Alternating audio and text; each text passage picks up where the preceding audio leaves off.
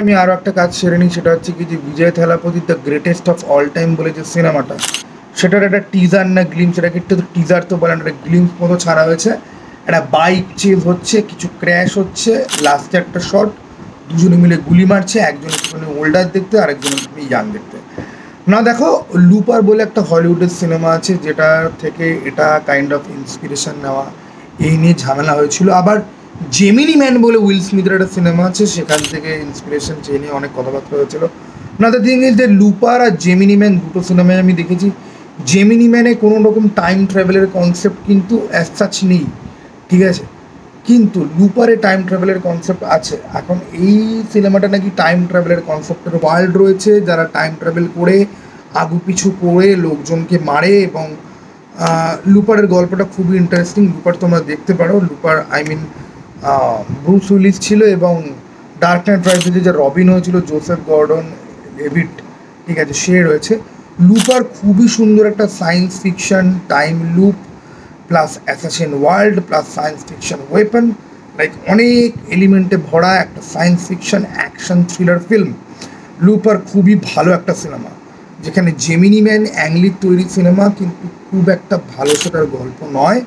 কিন্তু অ্যাংলির কিছু টেকনিক্যাল ইমপ্রুভমেন্টের জন্য জেমিনি ম্যানের ক্যামেরা বা জেমিনি ম্যানের কিছু জিনিসপত্র ছিল যেগুলো আমার এই মুহূর্তে এক্স্যাক্ট মনে পড়ছে না। এফপিএসের কিছু একটা গল্প ছিল। নর্মাল আমরা 24 এফপিএসে ফিল্ম দেখি, 24 এফপিএসে না, ওটার এফপিএস কিছু আলাদা ছিল। ভোর হয়ে গেল নাকি ভাই?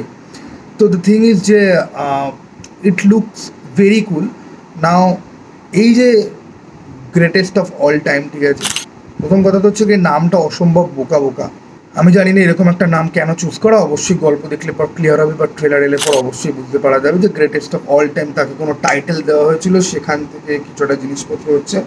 নাও এই যে বাইক চেজ না, এই গোটা যে ভিডিওটার মধ্যে না কোনো রকম কোনো নতুনত্ব বা কোনো রকম এক্সাইটমেন্ট নেই। কারণ থালাপতি বিজয় যে অ্যানাউন্স করেছে যে সে তার শেষ ফিল্ম করেছে, চলে যাবে।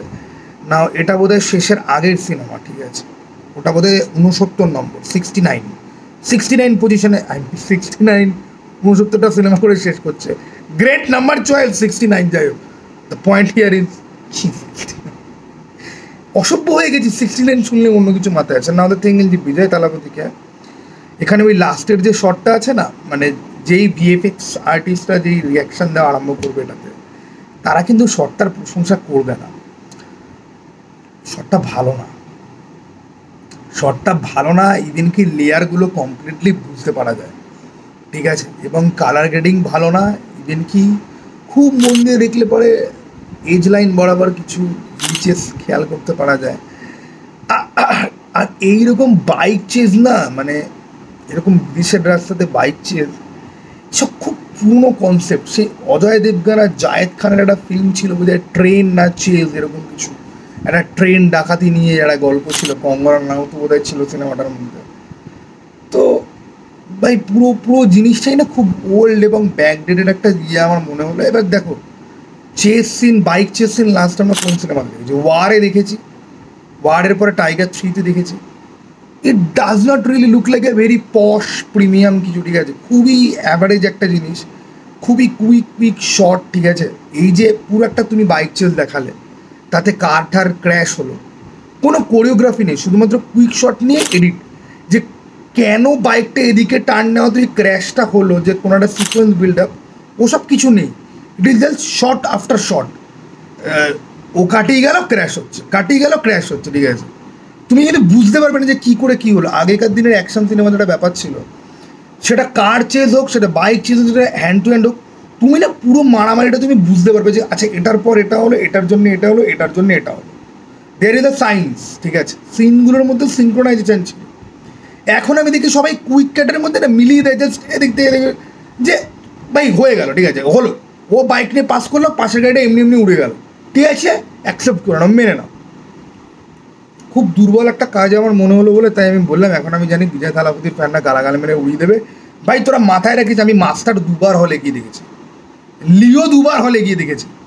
আমি বিজয় থালাপতির ফ্যান, জ্ঞান মারতে আসিস না দয়া করে, ওকে? হাত জোর করে বলছি, ফালতু জ্ঞান মারতে আসবি না, ঠিক আছে। যাই হোক,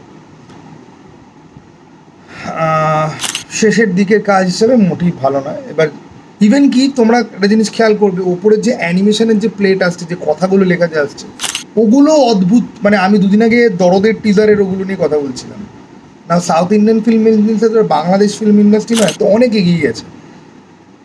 ইট is just bad, okay, plain bad, it looks bad, ঠিক আছে, অদ্ভুত একটা। যাই হোক, এক্সপেক্ট করছি এর পরের প্রমোশনাল ম্যাটেরিয়ালগুলো ভালো হবে, এটা আপাতত ভালো নয়। ওকে, চড়াটা পাই আবার জন্য দেখা পাই।